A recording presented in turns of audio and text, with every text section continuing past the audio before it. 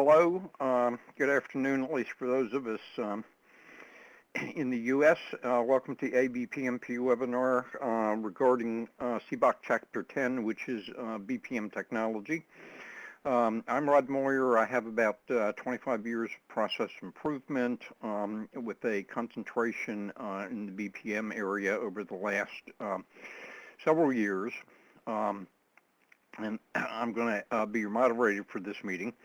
The presenter is Dan Morris. Dan is the author of 3 books having to do with transformation, business transformation. He's a regular writer with papers and articles, has a monthly column for PEX, and he is both an officer and a member of the board of ABPMP. I have a few housekeeping items.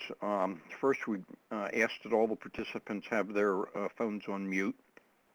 Secondly, if we have difficulty, like the line drops or the screen's not working or something like that, please call back in. We've had some issues in the past. Hopefully, we'll be able to avoid them today. We will address questions at the end of the session, but you should send them in the Q&A box anytime they occur to you, and then we'll get to them at the end of the session.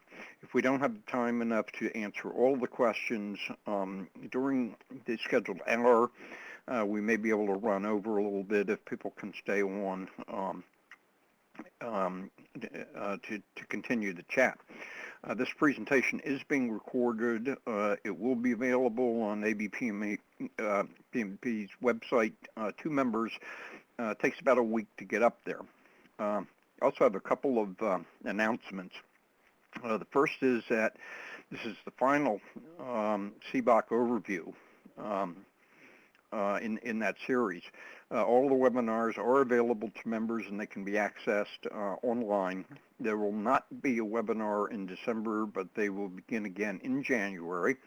This coming year, we have a robust webinar schedule that includes webinars from Peter Fingar, Bruce Silver, Andrew Spagni, and Dan Morris. And with that, I turn it over to Dan, and he will enlighten us. Thank you, Rod. Welcome, everyone, and thank you for joining us today.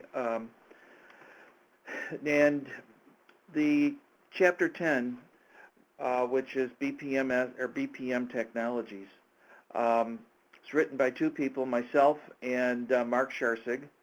And Mark is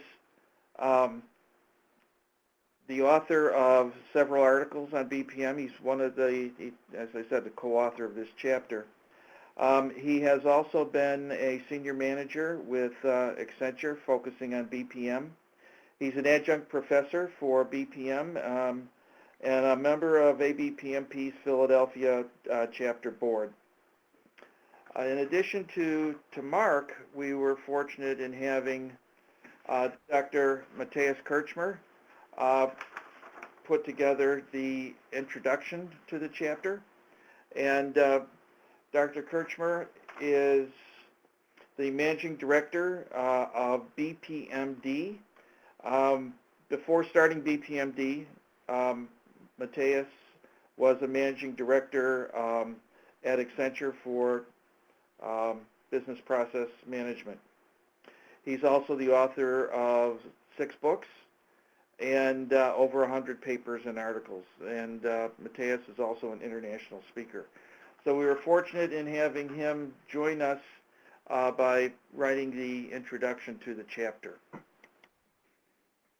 As in all of these sessions, we know that we're going to get some old-time people who've been with us through them, and some new people.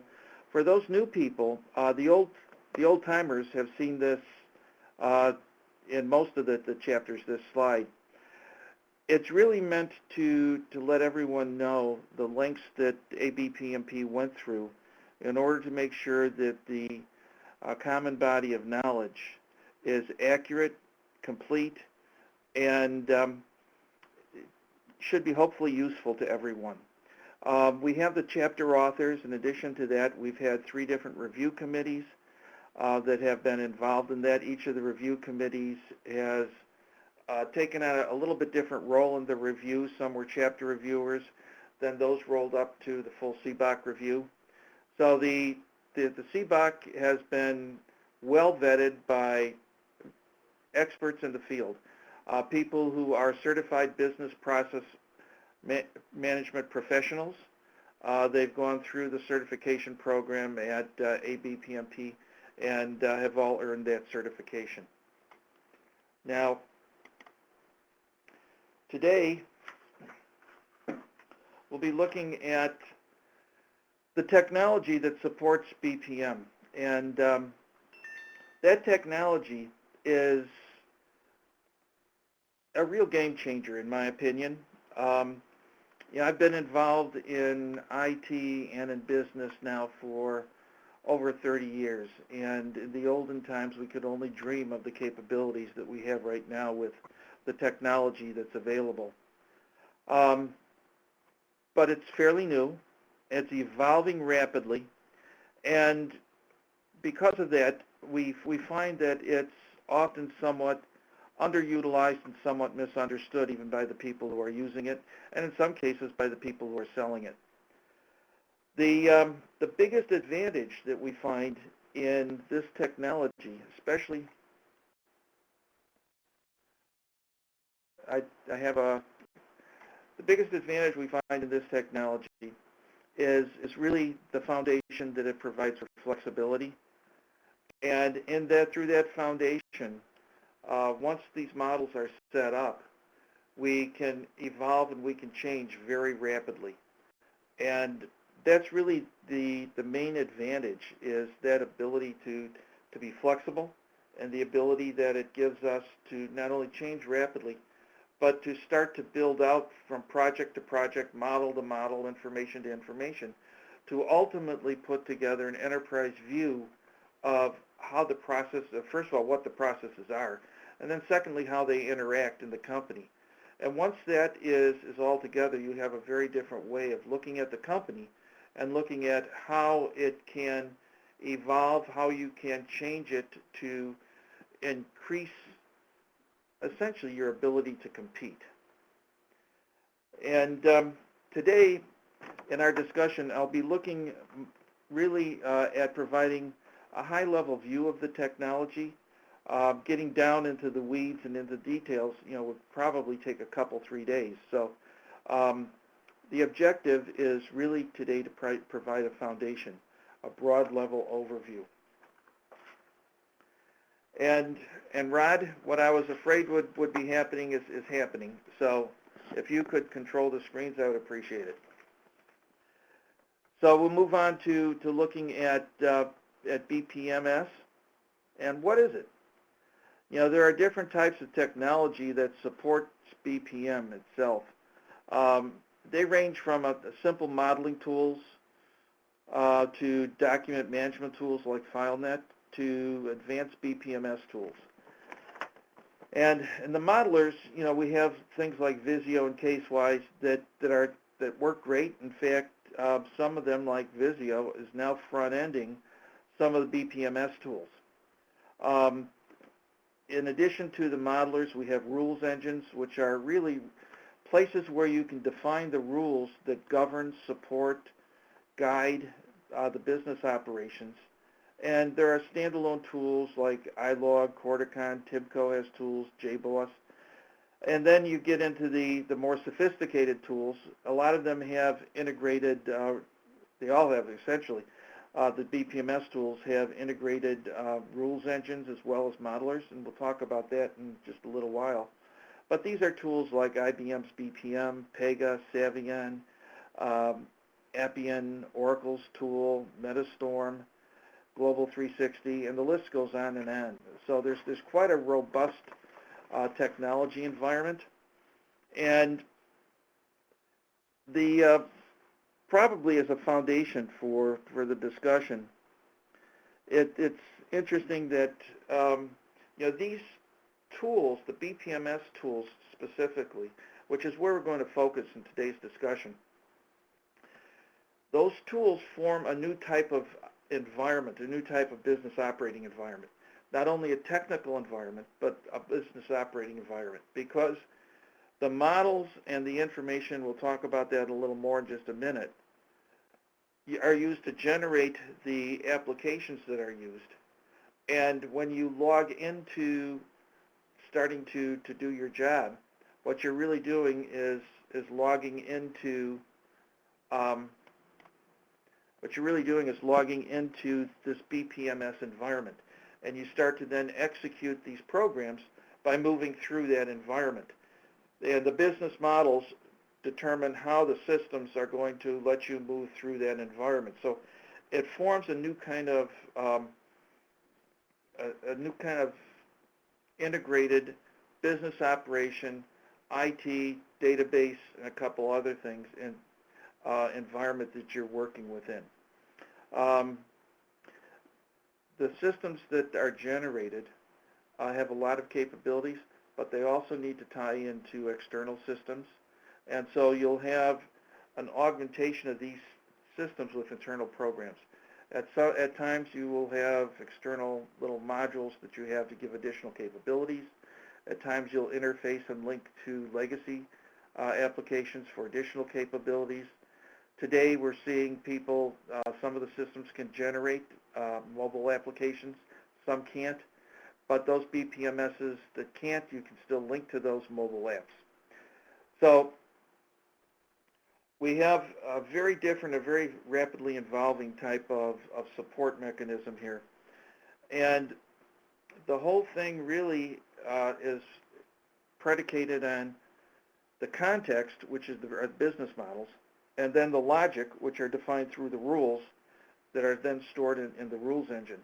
Now, one of the interesting things is that as the BPMSs start to generate the applications, they hit the rules table, and they then pull the rules out to insert into little holes in the code. What that does is it means that as you change those rules, you don't have to do anything else. You put the rules in the rules table, and then it automatically propagates out through all of the applications. So it's one of those ways that it really starts to shorten the overall change cycle or change process itself. If you're interested in looking at the tools in more detail, I'd suggest that you look at the Gartner's Magic Quadrant and the reports there. They talk about the different products and kind of rate them one against the other. Okay. Now, in looking at how this technology came into being, in the late 1980s, this whole movement started with the advent of a simple case tool, computer-assisted software engineering tools. An example of that is KnowledgeWare. And with these tools, we were able to almost get to code. You put the models in, you put different information in, and it would give you a foundation type of application that you could then start to manipulate and finish the development of. By the mid-2000s, that concept had taken off and evolved to the standpoint where we're now calling things business process management suites, and the tools reached a point where they could start to actually really generate industrial strength applications. And these applications, we still had to do some technical work, but the actual code itself and the way that the applications worked was generated in a very different way, and in a way that really cut down the need for programming support. Now, it's interesting that, when you look at a BPM and you look at BPMS, what you're really now doing is integrating the business management automation with legacy applications. So you now have an ability to reuse some things, to replace some things, and to do what they call wrap legacy applications, which is really to put a layer between a programming layer between the legacy application and the BPMS generated application. And that layer will give you, that wrapper will give you not only interface capabilities, but it'll also give you additional functional capabilities that you can tie into. So now moving on to look at the technology itself. And Rod can, let's see if I can do it here. Okay, I don't think so. Rod, could you change to how it works? We're on it. Okay. The BPMS tools themselves have a lot of different components involved in them. You have the process modeler, which today follows a set of standards called Business Process Management Notation. And at this point, we're on 2.0 of that standard. Some of the tools you'll still see, are back on 1.2, and the variations really become fairly significant as you start to go through the use of the products. The people on 1.2 typically are those that just haven't, they were early adopters, and they just really haven't moved forward yet. But eventually everybody will be on 2.0. And interestingly, for those BPMSs that use Visio as a front-end modeler, Visio is also on 2.0. Now, one of the things that's kind of interesting is that even though we have the set of standards, BPMN 2.0 that the tool sets are dealing with, there's still some variation from a modeling standpoint in how those tools use that and the types of symbology or symbol sets that they use. So as you're looking from tool to tool, you really need to start to look in a detail level at how they're implementing BPMN. In addition to that, now the process modeler is where you put in your process models, your workflow models. So you have an event that starts the process. The process then goes through multiple steps, and at the end you deliver something. You can decompose that down from process, down through sub-process, down through to the business view, where you're starting to look then at workflow, then down to the task level, down to the step level, and down to then beyond that, the level where code is generated. Business people typically don't go down to the level where code is generated. At that level, you're starting to really define screens, the data that's on the screens, how that data moves, the edits, all those types of things which are not necessary for business people to do. Business people will probably stop at the task level, where you're defining a sequence of activities, a sequence of steps really that people perform when they do something. In that, you can now associate different types of metrics. You can associate decisions, tie all of that stuff back into rules, and you can tie it into current systems that are being used, as well as identifying where you want to use new systems. And that'll start to then decompose as you go down to more levels of detail to you ultimately start to define how the applications are going to work. In the forms designer, in the BPMSs, you identify the screens, and in identifying the screens, you define the data that you're going to use. That has to be preset in what they call a schema, which is how that data, what data is going to be there and how that data is defined, how the computer is going to look at that data. As an example, it's going to be 15 characters, and it's going to be alphanumeric and that type of thing. So that's really what they're doing in those data models that sit behind the forms designer. Once those things are set up by your DBA or that type of thing, you can now just drag and drop them, which is one of the key advantages of the BPMS. In designing the form, you say, I want this data, and you drag and drop where you want it. Go get another thing, drag and drop it. You can then define whether you want radial buttons on it to move it around, whether you want help features with it, or whatever you want. And it's all kind of a drag and drop. A little different from one tool to the next, but those capabilities are pretty much there. Same thing for reports. You can define the reports that come out, and link them, both the screens and the reports, link them into the steps, the activities, the steps, depending on what level you're in, but you can put them directly where they're going to be used. Now, the rules engines, the rules really are, and for the old programmers, they're really the if, then, else statements, which are, if I do something, then here's what the response should be. If it isn't, that's the else, then we need to do something in addition to that.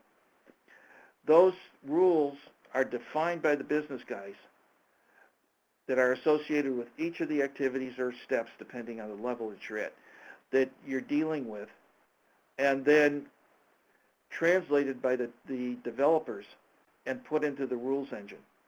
And that's where they're called for by the applications that are generated by the BPMS. You also have, in most of them, the BPMS tools, you have a simulation capability where you can look at, if we do this, what's the result? How's this going to work? And I can run metrics against that so that I can look at performance criteria. Now, you can also tie in performance management, and whether you use Six Sigma or you use other performance management formula, you can tie that in and define that where you want that to be in the workflow and associate it with those points in the workflow. So, with that workflow in the modeler, now what you're doing is you're tying in all these different aspects of the business together in the modeler so that you can really understand how that business is working, how it's functioning. In addition to generating regular applications, some of the more advanced BPMSs now are able to generate social apps. So you can then tie those once again directly back into where you want them in the operational flow and the types of response back and forth that you're going to have in that interaction. So that interaction can be modeled and it can be defined, and it can be measured both from a performance standpoint, from a lot of different metrics based on that interaction can be added into there. We've talked about calling external applications, and the way that the final thing and the way these things work deals with the data repository. And a repository is just where you put data. And there are repositories internal within the BPMS tools that are used primarily to control workflow and things like, excuse me, work listing. So in a given workflow, you can say, at this point, one of the things I want to do is to send a note to these 5 people, and that note becomes a work list for them. So it shows up on their screen in their work list, or as they sign on, they get the work list. So it's a way to control what's happening and who's doing what, how that work is distributed, and how really to monitor and manage and control performance. So moving to the next screen, where we start to then look at how do we enable business change with this technology. Well, the first thing we all know is that the pace of change is growing rapidly. It's accelerating. A lot of people thought with the slowdown in the economy, the pace of change would slow down. But the real problem came in with competition. And what we've seen is a lot of people have taken the time to change and improve their operations and how they interact with their customers. And so there's been a lot of development that's been going on. And we see that with the change that's going on, not only with what people are doing to improve their competitive position, but the technology changes and the way even the BPMSs are changing. It's really difficult for people to keep up with the changes and the types of improvements that these changes will now allow in their business operations. The The other thing that I'd like to note is that, when you start to look at the standalone modelers, they're great for a lot of things, but they can't deliver an operating solution. They can't generate code, which is the real difference between the BPMS and anything else that supports BPM, is the ability to do it all, soup to nuts, from models to generating the application systems. The BPMS tools, I should say the real advantage of those tools is that once you have the baseline models in place, you can continue to expand them, continue to bring them down to more detail, continue to refine them, and that all sets you up for very rapid change. And now that's what they're really built for, is it takes a little time to put the initial models in, and a lot of people misunderstand BPMS because they look at the time that it takes to put in the models and they say, well, we've gotten visibility advantages, we have these other advantages, but it really took a lot of time to set it up. And in a lot of cases, that's true.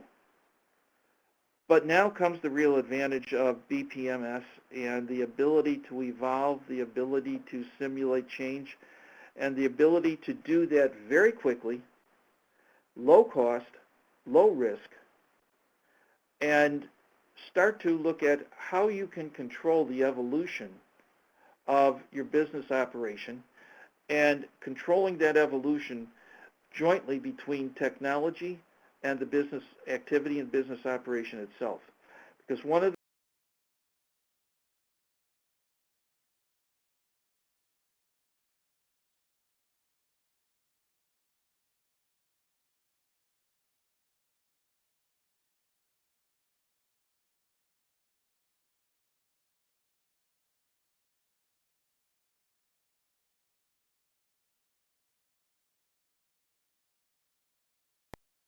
technology that supports it.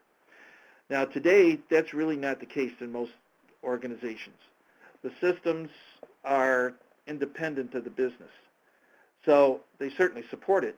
But in a BPMS, when you start to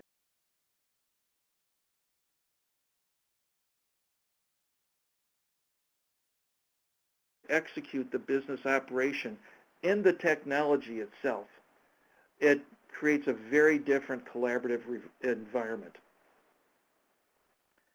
Now, if we look at the advantages that this has, what we can now do is, in the past we were limited to looking at things really through the organization lens, the hierarchy of the organization, and what each of the organization elements would perform and what they would do.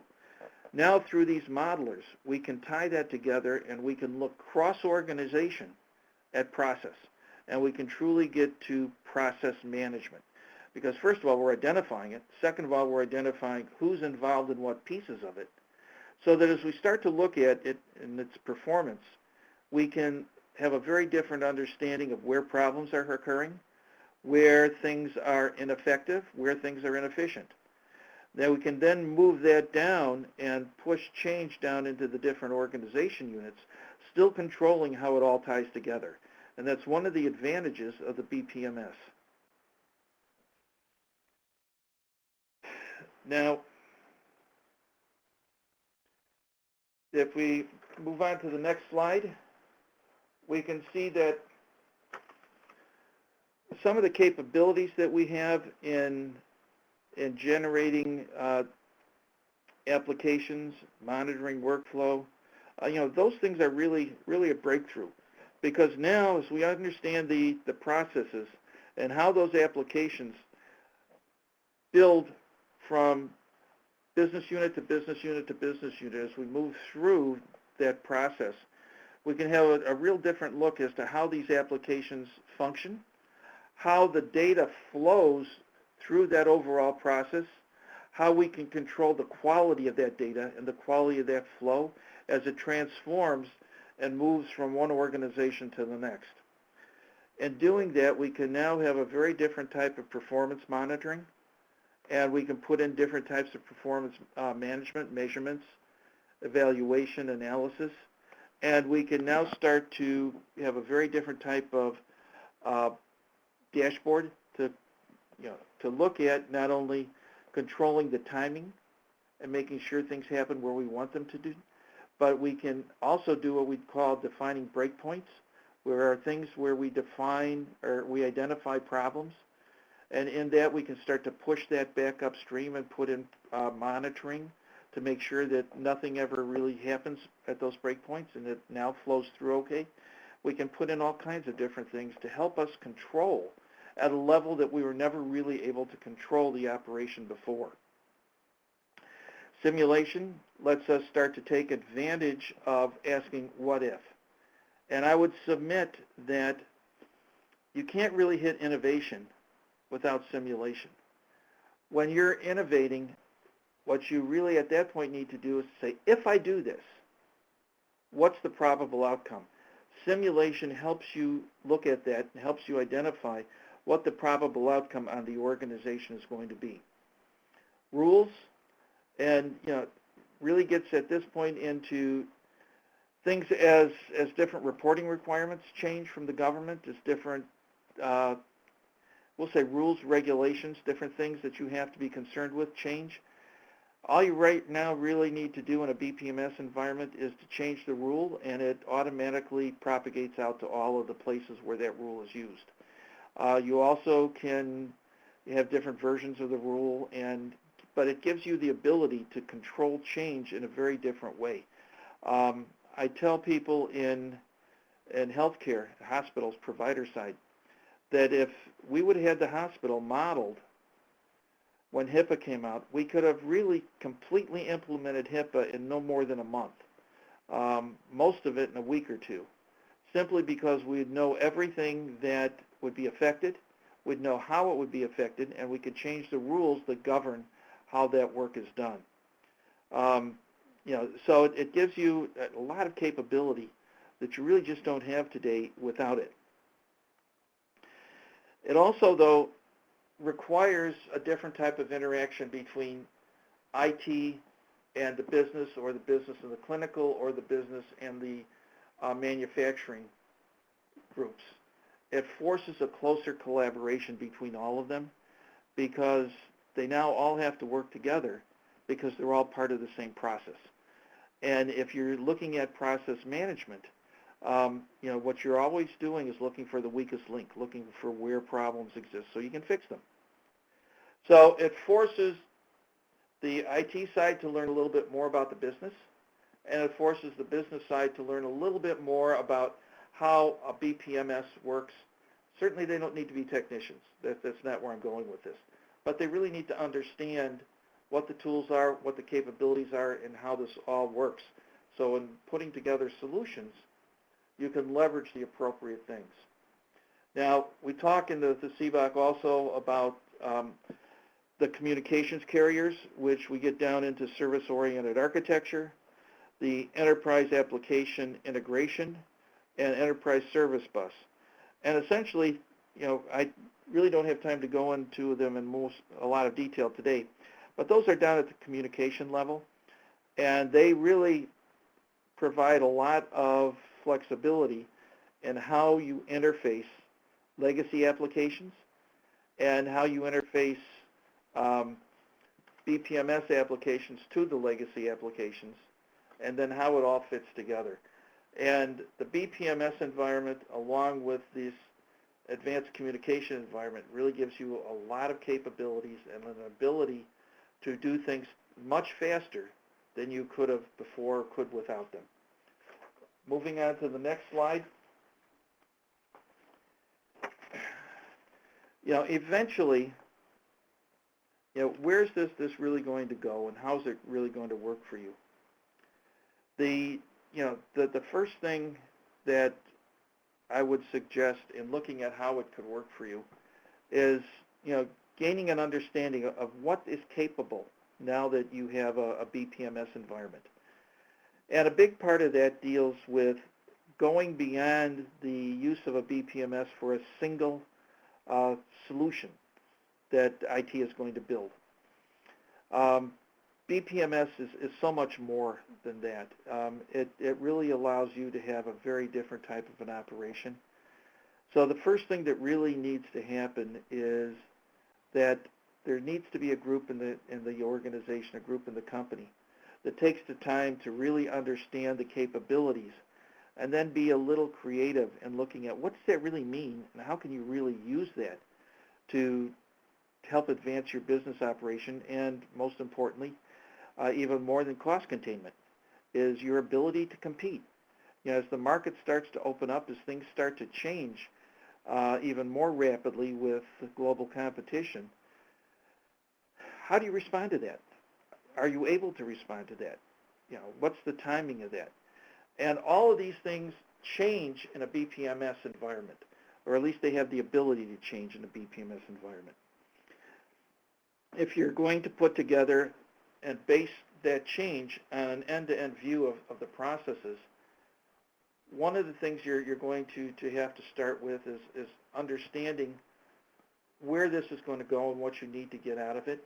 And from that, you can then start to put together the standards that you're going to need to, I hate to use the word impose, but you're going to impose on all of the teams using the BPMS, because you want the models that they build to all fit together. You want the data that they're collecting to be similar for all of it, so you can have a common view as you put these models together. You can create an end-to-end view or an enterprise view of the processes. You can also then look at creating, once you have a process, processes are not clean, they're fuzzy, they tie into, wrap around, interact with other processes.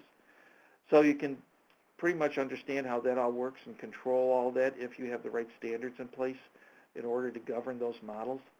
And then the same thing is true with the way that they decompose.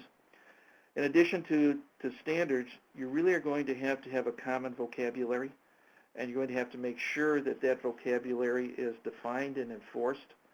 Otherwise, people will be talking to one another, thinking they understand one another, and totally missing the picture that the one person is trying to convey to the other.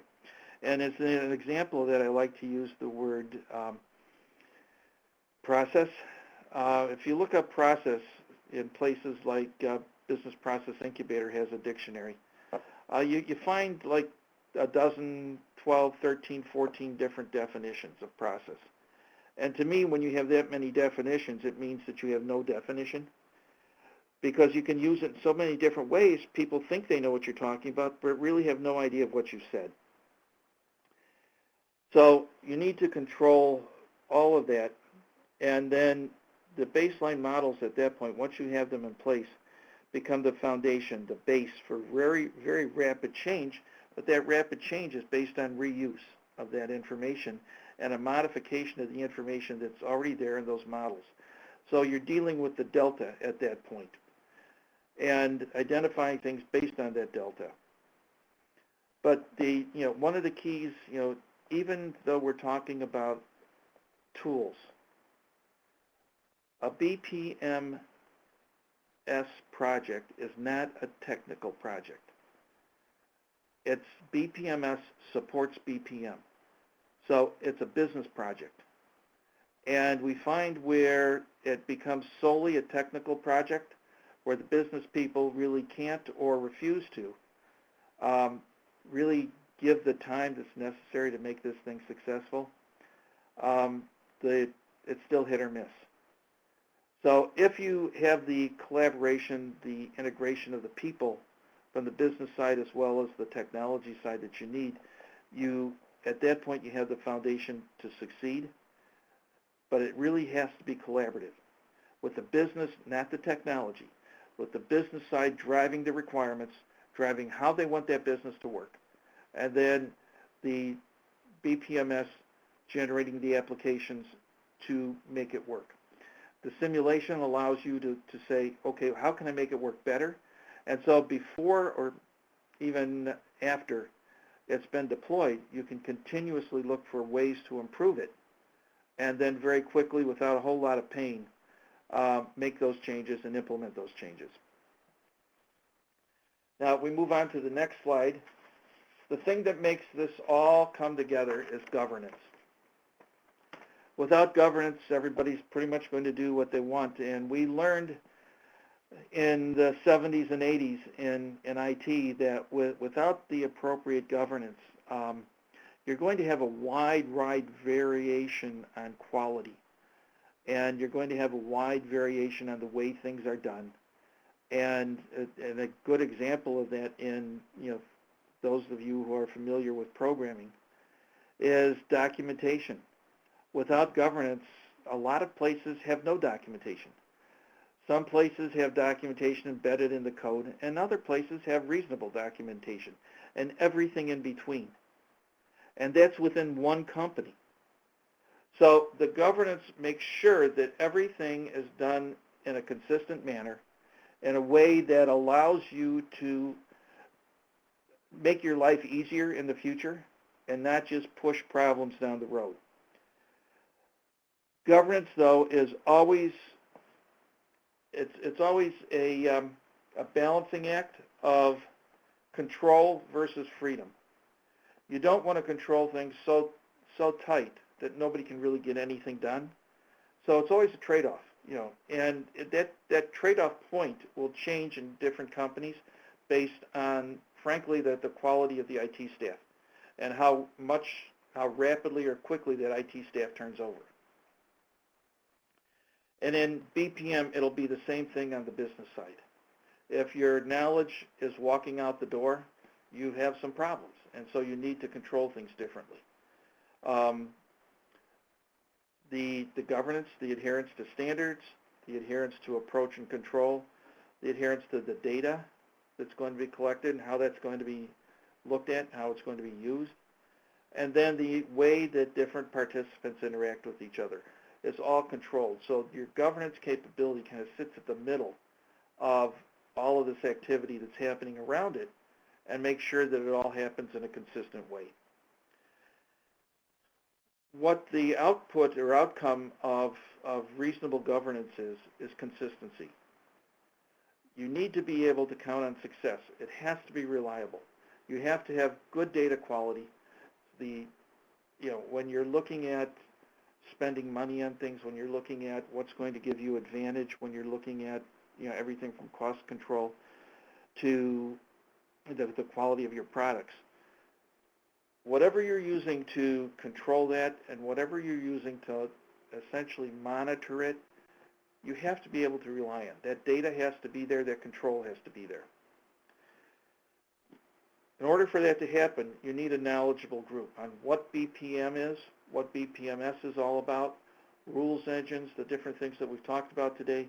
And today that group is becoming a BPM Center of Excellence, which really operates as a group of internal consultants. To control everything, you really have to have a formal methodology. A lot of organizations really have no methodologies that they're following right now.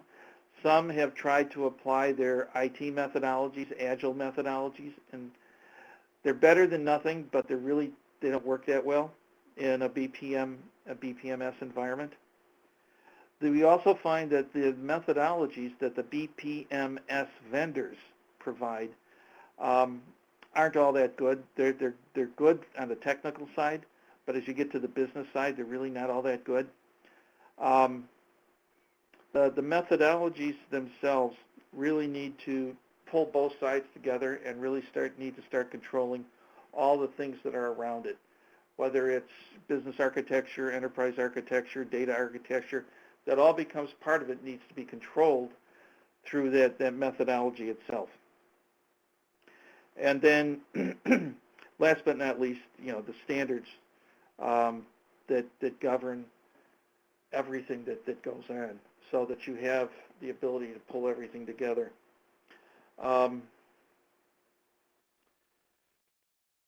So we'll move on at this point. I've only got just a couple minutes left, and I'm fortunately almost finished through the slides.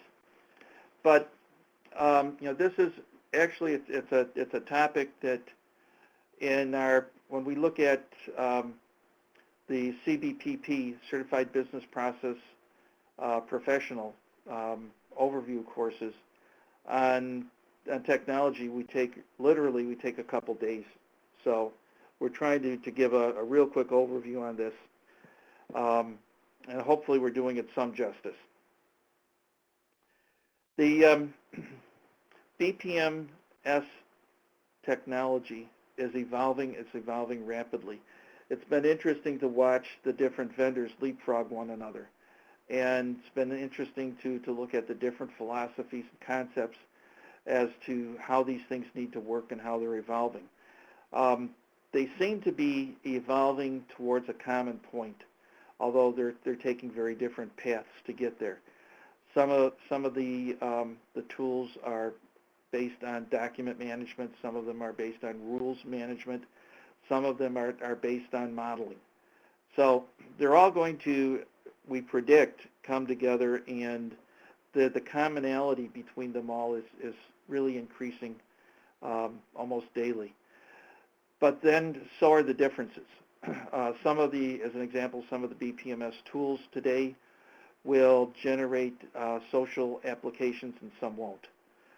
Some deal with performance, or not performance, some deal with simulation through simulation modules, and some we have to kind of force simulation in, but we can do it.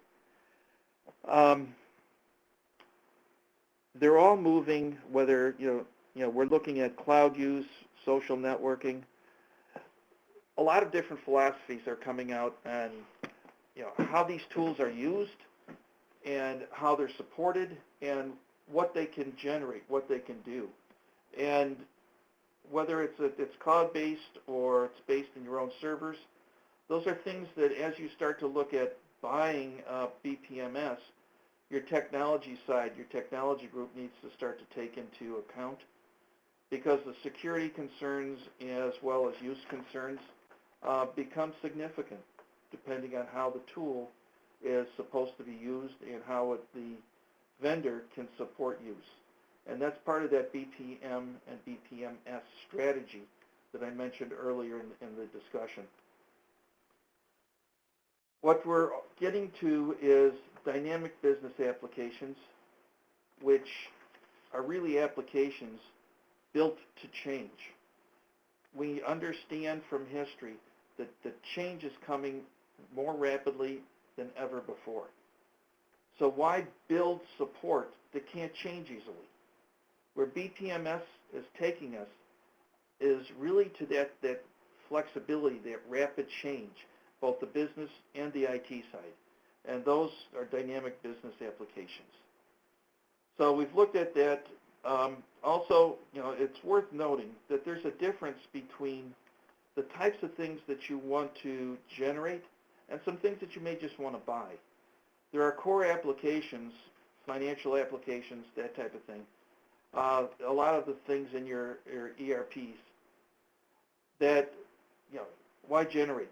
Everybody has it. It doesn't matter. And if everybody uses the ERPs to the best of their capabilities, they're still going to be as good as everybody else in those capabilities. Still no better. What BPMS allows us to do is to look at those parts of the business that deliver competitive advantage to us and start to then customize that through the models and the rules and things we talked about, so that the applications that you have for those parts of the business truly become assets of the business because they give you competitive advantage. That and the ability to continuously modify those is the advantage of BPMS-based BPM. Now we'll move on to the concepts, and just very quickly summarizing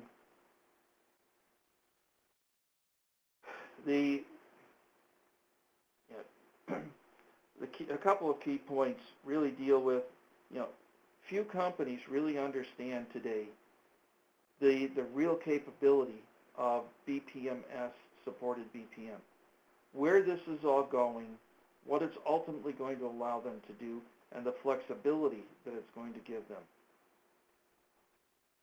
The other thing based on that then comes into the development of a BPM or BPMS supported BPM strategy.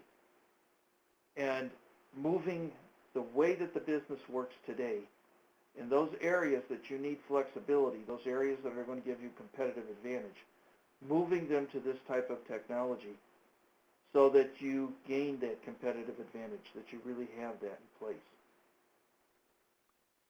And then the fact that in putting that in place, it's going to take some work. You're going to have to put the models in, but once you put those models in, once you capture that information, you now have a very different capability than you've ever had before. And that to govern how that all comes together, you really need to consider an internal consulting group and putting that in place to control how everyone uses this technology and how they approach BPM in general. And with that, we can go to the last slide. I'd just like to, in closing, let everybody know, I've been looking at BPM, BPMS now for close to 20. And the bottom line is we haven't seen anything yet. What's coming is even more than we've ever thought of. This is really a good time to start to get involved in this technology and looking at what it can do. But I would suggest and urge everyone not to just stop at the common view, not to just stop at using this for a single solution, because a BPMS-supported BPM environment changes the whole ballgame.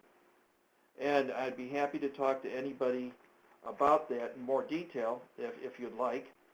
The final thing I'd like to note, and then we'll move to questions, is for a few months now in hosting webinars for ABPMP, I've been talking about a paper that I wrote actually with Rod Moyer. And that paper has now finally been published through PEX, the Process Excellence Network, and it's now available for those people who have sent me notes asking for a copy of that paper. Those copies are going out now. And it's been a long haul. It's taken a while to get this out, but we've finally done it.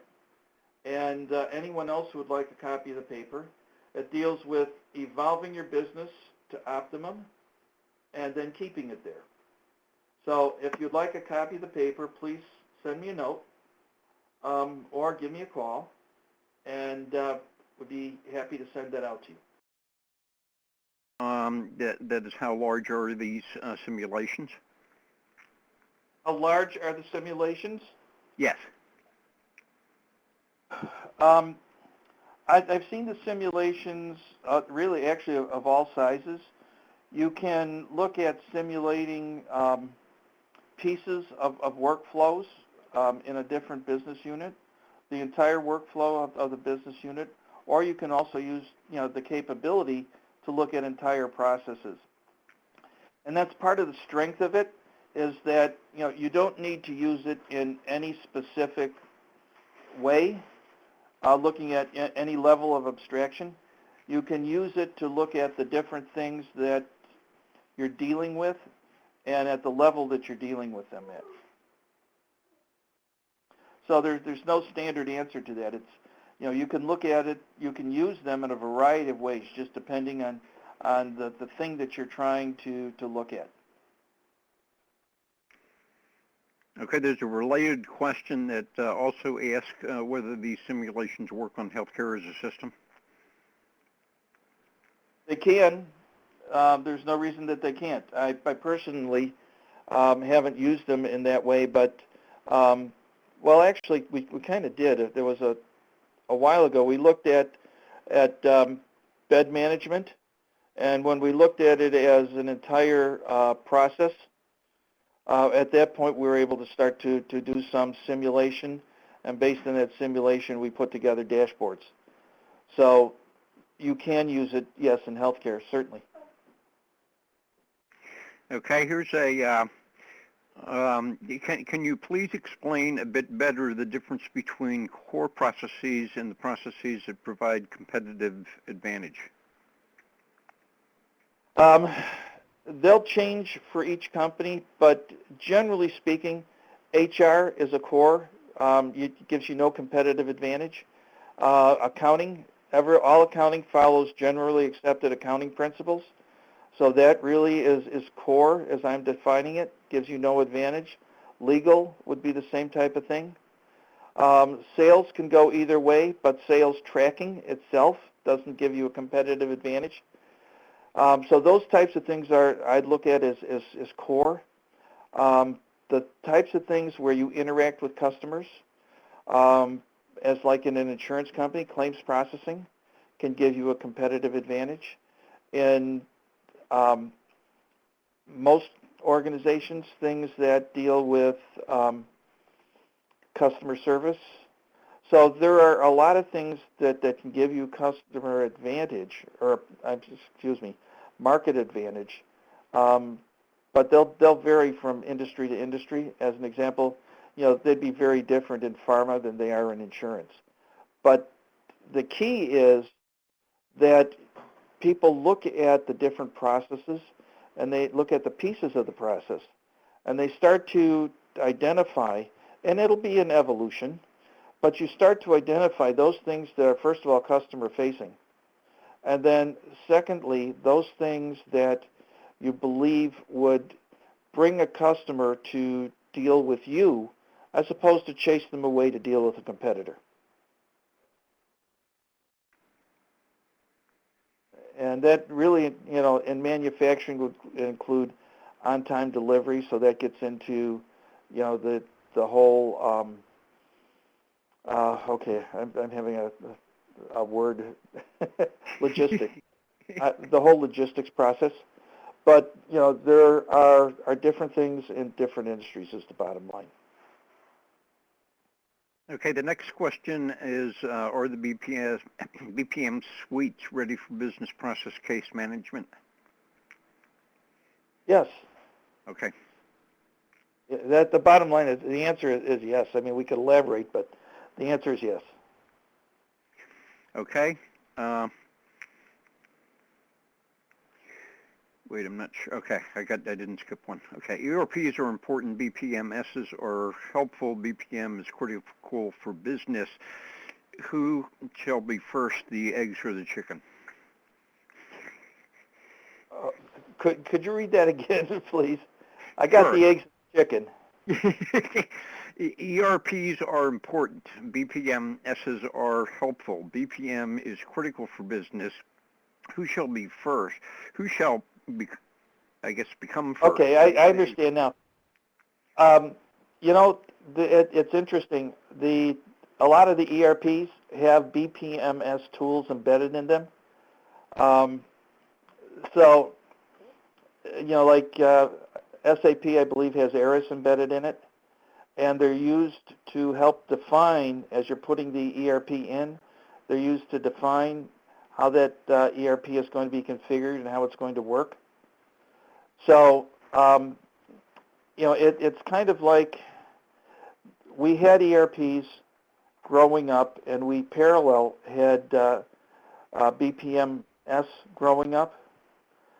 The ERPs matured faster, and but now we see a convergence.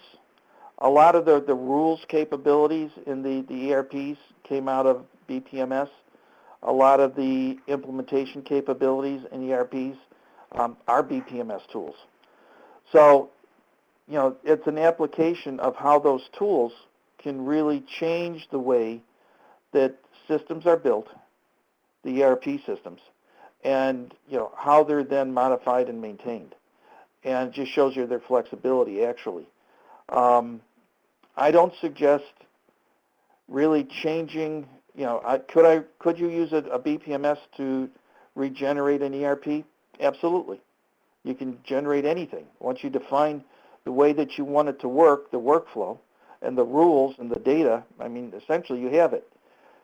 The question, though, is with an ERP, why would you want to do that?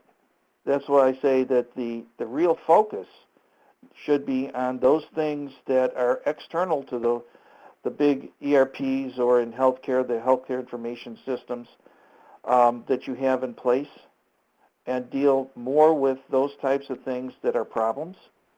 You know, in healthcare, patient safety, patient management, you know, there's a wide range of things that aren't covered within the healthcare information management system.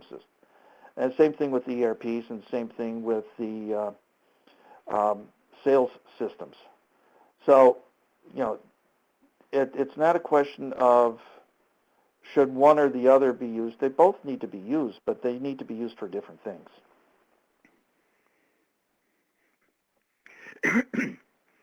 There's one more question.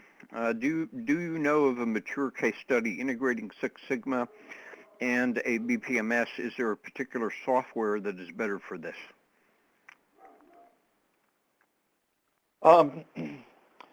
They all can integrate the Six Sigma tools. I don't know of one that's better than another.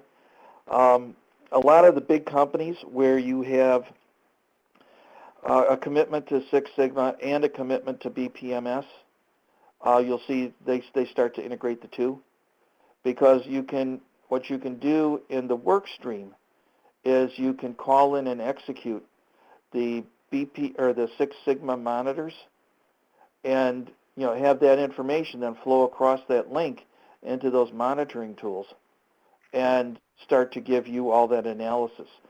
So the two of them work together nicely, and they do it in the bigger companies.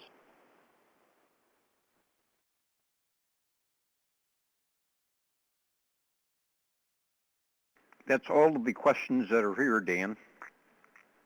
Okay, are there any other questions that people might have? I know I went through it fairly fast and at a pretty high level, but any questions that people have, please, if not now, when you think about it, send them into ABPMP or send them to me directly, and we'll be happy to answer those questions.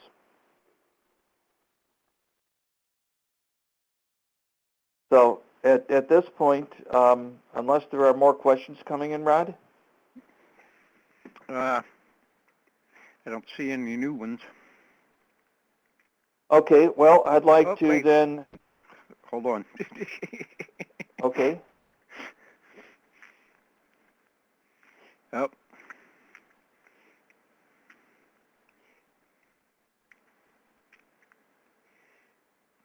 We have a question, sir? We may. Okay. It's just they're not questions. They're several thank yous. So. Okay. Well, thank you all for attending the session today. We know that you're all busy and that this represents a commitment of time and a real interest in the topic. And again, any questions that may come to mind, either send them to ABPMP, they'll get to me, or you have my contact information on the screen, and I'll be happy to talk to you and